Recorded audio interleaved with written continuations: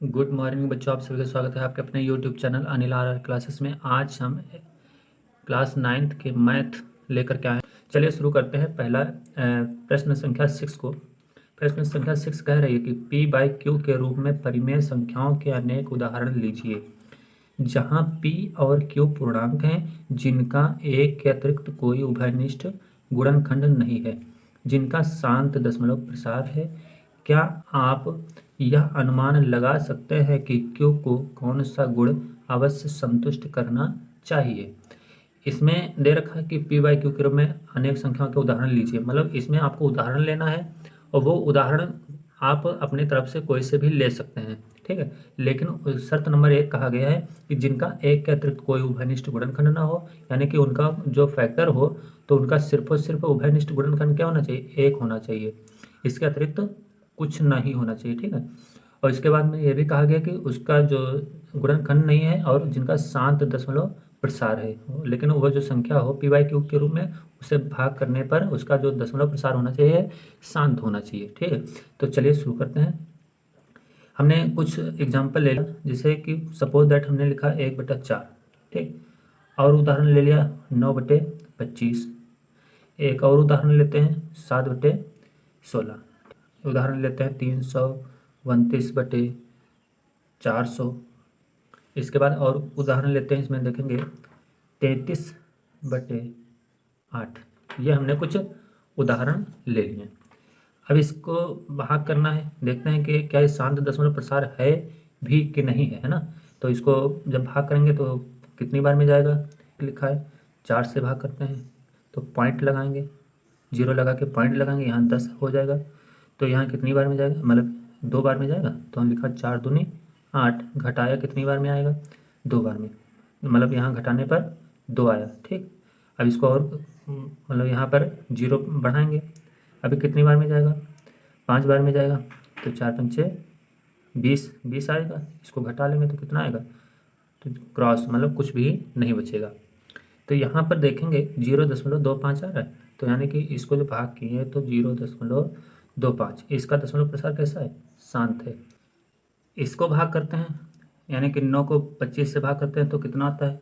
इसका 0.36 आएगा। यानी आप भाग करके यहाँ पर देख लेंगे इस तरीके से 25 से भाग करना है 9 को, ठीक है। यहाँ से जब भाग करेंगे तो कितना है? 0.3 बार में जाएगा, ठीक है।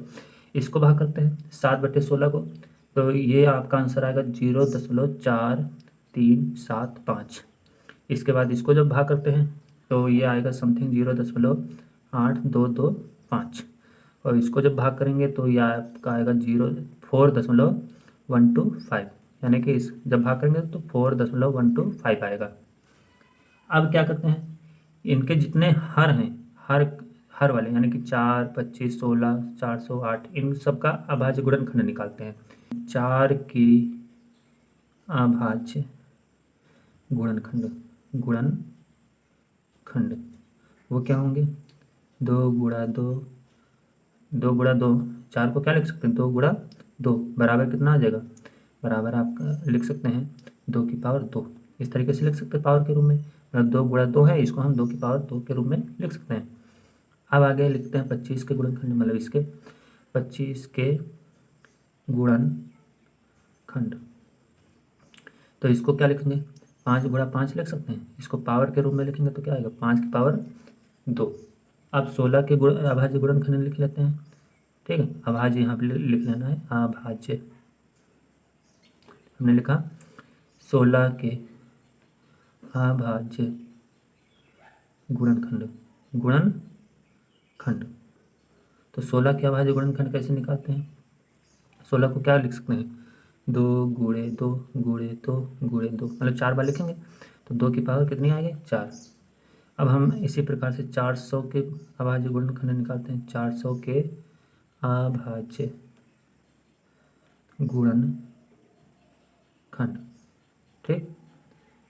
400 के अभाज्य गुणनखंड 2 × 2 × 2 × 2 आएगा, ठीक है। और इसके साथ में 5 × 5 आएगा। ये ध्यान देना, इतना आएगा। इसको क्या लिखेंगे? 2 की पावर 4 × 5 की पावर 2 लिखेंगे, ठीक है। इसी प्रकार हम 8 के अभाज्य गुणनखंड लिख लेते हैं। 8 के अभाज्य गुणनखंड 8 के अभाज्य गुणनखंड क्या होंगे? 2 गुणे 2 गुणे 2 यानी कि 2 की पावर 3। ये आपका आ गया। अब यहाँ से आप देख रहे हैं जिनका शांत दशमलव प्रसार है, मतलब इन सभी संख्याओं का शांत दशमलव प्रसार है, शांत की बात की गई है, तो इनके जो अभाज्य गुणनखंड है 2 की पावर 2 के रूप में आ रहा है, या 5 की पावर 2 के रूप में आ रहा है, या 2 की पावर 4 यानी कि 2 की पावर n के रूप में आ रहा है ना, या 5 की पावर n के रूप में, क्योंकि यहाँ 5 की पावर 2 भी आ रहा है, या 2 की पावर 3 आ रहा है। हमारा कहने का अर्थ ये हुआ कि जो शांत दशमलव प्रसार होता है, जिन संख्याओं का शांत दशमलव प्रसार होता है, वो उनका गुणनखंड यानी कि अभाज्य गुणनखंड किस रूप का होगा? 2 की पावर n के रूप का और 5 की पावर m के रूप का होता है। तो इस प्रकार से हम इसमें क्या लिखेंगे, ये आपको समझना है। इन संख्याओं में q को 2 की पावर n 5 की पावर m के रूप में लिखा जा सकता है, जहां n और m पूर्ण संख्याएं हैं। ये आपको मतलब उसमें लिख देना है आगे।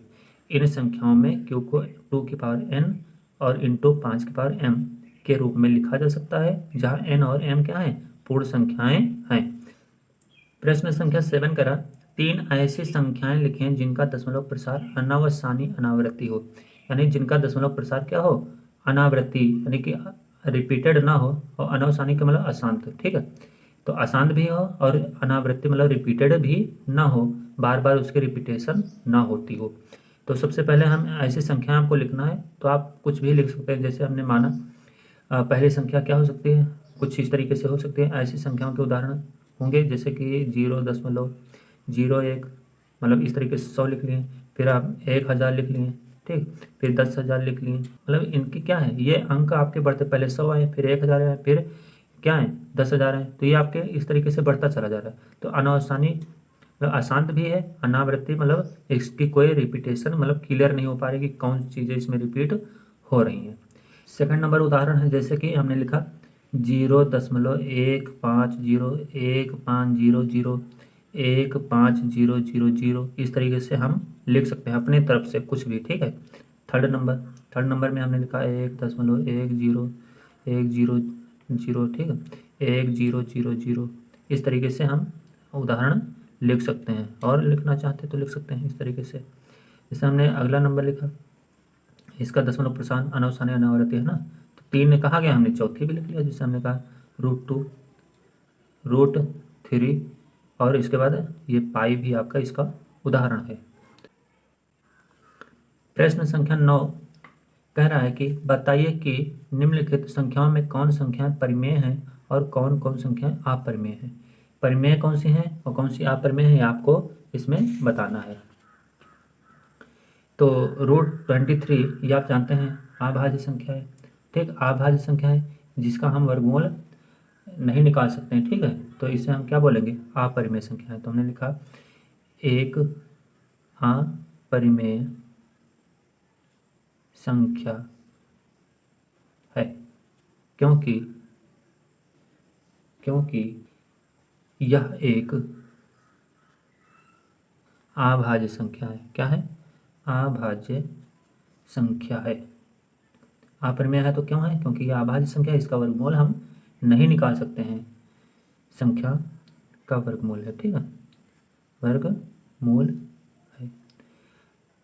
तो समझेंगे, √23 क्या है? एक अपरिमेय संख्या है क्योंकि यह एक अभाज्य संख्या का वर्गमूल है, ऐसा हम इसमें लिख सकते हैं। ठीक है, चलिए आगे बताते हैं। अगला प्रश्न है 0.379, ये परिमेय है कि अपरिमेय है?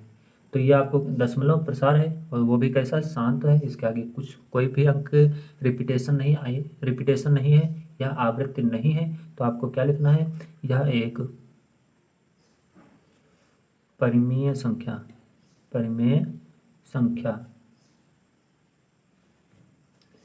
है। यहाँ पर एक परिमेय संख्या है। क्यों है? क्योंकि दशमलव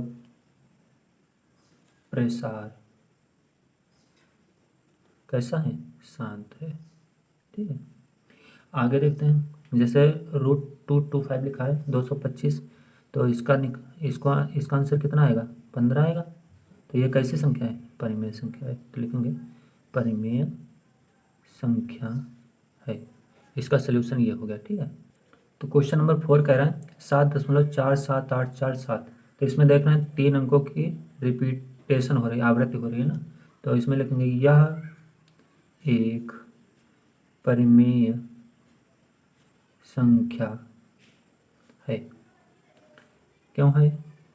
क्योंकि दशमलव प्रसार अशांत आवृत्ति है। कैसा है? अशांत आवृत्ति है। रिपीट दे रखा है प्रश्न में, तो इसमें क्या लिखना है? यह एक अपरिमेय संख्या है। अपरिमेय संख्या है। क्यों है? तो लिखना है क्योंकि दशमलव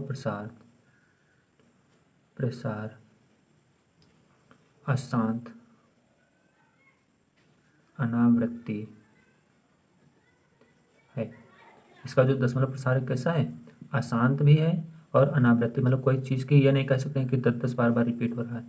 तो 10-10 नहीं रिपीट हो रहा है, इसमें क्या 0-0 बार बढ़ता ही चला जा रहा है ना। तो अशांत है, मतलब ये तो कंटिन्यू बढ़ता ही चला जा रहा है। और अनावृत्ति मतलब किसी चीज़ की बार आवृत्ति भी नहीं हो रही है, इसलिए क्या है? यह एक अपरिमेय संख्या है। ठीक, तो आज की वीडियो बेटा कैसी लगी आप लोग हमें लिख करके ज़रूर बताएंगे, और एक कमेंट में आपको प्रश्न दे रहे हैं, आपको कमेंट करके इसका उत्तर ज़रूर बताना है। ये बताइए जो 85/91 ये कैसी संख्या है? शांत है या अशांत? इसका दशमलव प्रसार कैसा है ये आपको बताना है।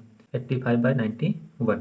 ठीक है, तो दशमलव प्रसार आपको बताना है। तो आज की वीडियो कैसी लगी बच्चों, आप लोग कमेंट करके ज़रूर बताना है, और इसका आंसर भी कमेंट करके देना है। तो चलिए आज की वीडियो हम यहीं पर वाइंड अप करते हैं। नेक्स्ट वीडियो के साथ नेक्स्ट डे फिर मिलते हैं। तब तक के लिए नमस्कार बच्चों।